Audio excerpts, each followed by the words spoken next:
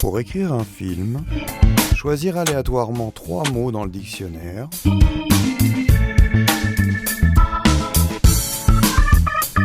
prendre la première image qui vient pour la sortir de son contexte, et construire 3 pitchs à proposer en production, illustrés par ces 3 images.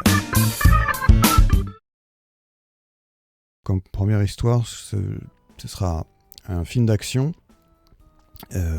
qui se passe dans un petit port en Chine, un petit port de pêche traditionnel avec des jonques, des pêcheurs au filet, des petits chapeaux chinois en bois. Donc un port de pêche traditionnel où vit une bande de jeunes dynamiques que les locaux nomment les jets bleus.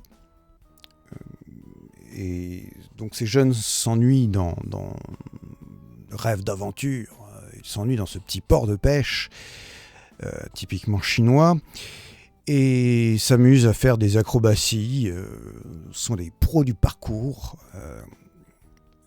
ils sautent abondamment dans tous les coins de la ville et donc ils rompent la tranquillité du petit village depuis leur enfance. Ce sont des têtes brûlées et le jet bleu une particularité en Chine, c'est qu'il est très difficile à attraper. D'où le nom les jets bleus. Et donc j'ai pensé qu'on pourrait intégrer un vieux grand-père qui pourrait les entraîner au ninjitsu. Un vieux grand-père qui dirait ce que je vous apprends est pour le plus grand bien. Choisissez le bien et je serai toujours à vos côtés. Enfin, des vieilles histoires de vieilles asiatiques, quoi. Nous mettre un peu de mystique là-dedans, un peu d'orientalisme. Ça plaît toujours, ça. Donc on pourrait commencer une première partie du film avec la présentation des jeunes, tous un peu foufous comme ça, qui sont wow, wow, wow, on est les jets bleus, yes, tout ça. Quand arrive tout d'un coup une grande compagnie d'aliments surgelés qui vient pour s'installer dans le village et pour ce faire elle va utiliser les services d'une mafia ultra-violente, une mafia chinoise sans pitié. Les jets bleus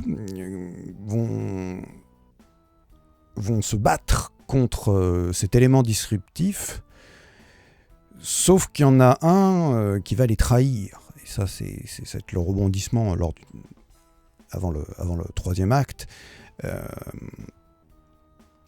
Et donc ce personnage, on va arriver au moment terrible où le vieux est tabassé et le traître se révèle.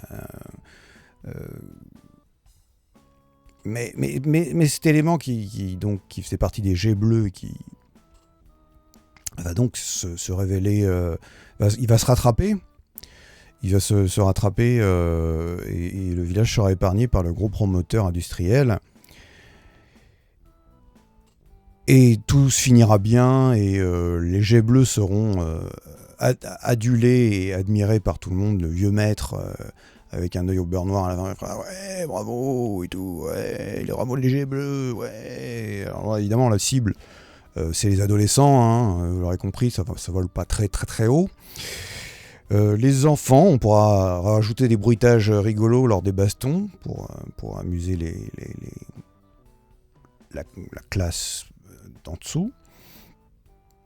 Et tout ça avec un rythme surexcité, de kung-fu, de parcours, avec un peu de philosophie, des méchants qui sont très très méchants.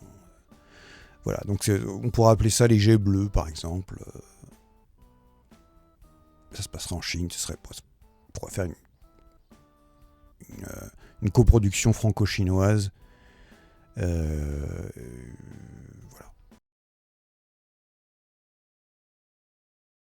Bonjour, je viens pour vous présenter mon histoire, qui est une histoire de science-fiction et d'action.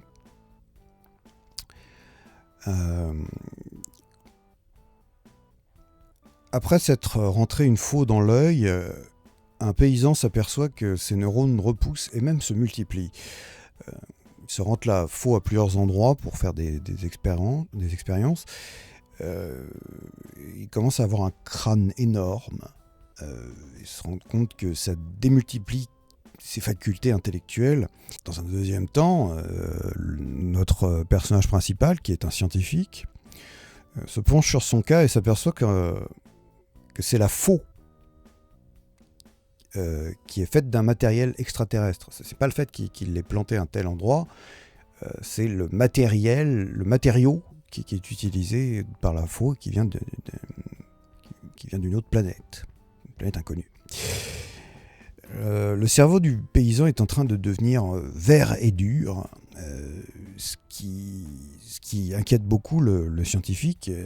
Et une sorte de dauphin extraterrestre qu'on voit là sur l'image pousse dans sa tête, et notre héros découvre qu'il y a beaucoup plus de gens qu'on ne le pensait dans ce cas-là, et doit lutter contre ce phénomène mondial de gens qui s'enfoncent des objets dans la tête de façon à augmenter leur faculté intellectuelle. Et il va donc devoir lutter contre le gouvernement qui légalise cette pratique. Et découvrira-t-il les extraterrestres ou pas? On pourrait même faire carrément une série de films sur ce thème.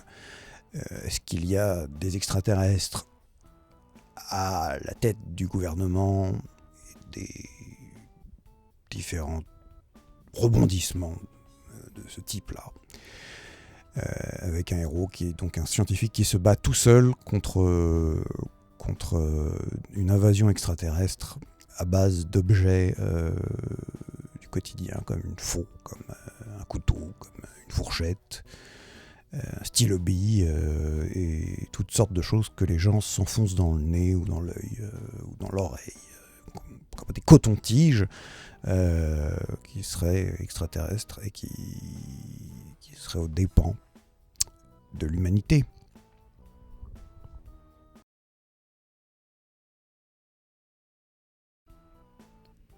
Dans cette histoire de science-fiction, on suit un couple qui trouve dans un garde-meuble un vieux meuble allemand tout poussiéreux et retrouve dans un tiroir des écrits de Feuerbach qui tentent de prouver, dans des écrits complètement oubliés, que seules les mouches possèdent une âme.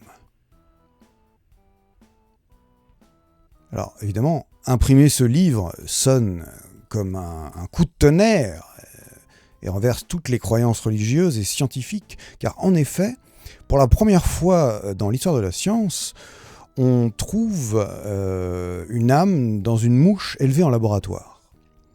On isole les enzymes de l'âme, et on n'en trouve pas de traces, par contre, chez l'être humain.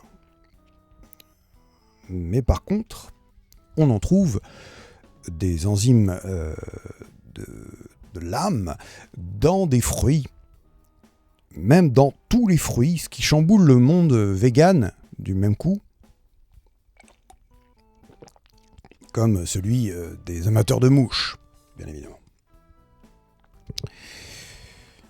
Dans un troisième temps, les humains tentent de communiquer avec une mouche et un abricot pour savoir à quoi ressemble le paradis.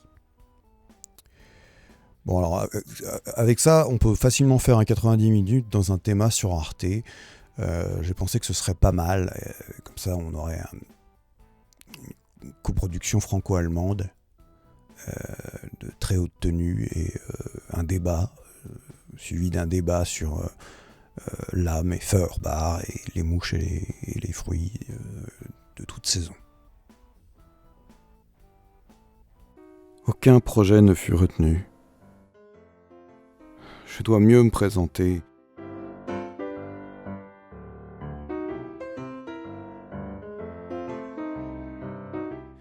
Mettre en avant ma culture du cinéma, de ses us et coutumes. Rencontrer des gens qui pèsent et me lier d'amitié avec eux. Pour un jour peut-être faire produire un film.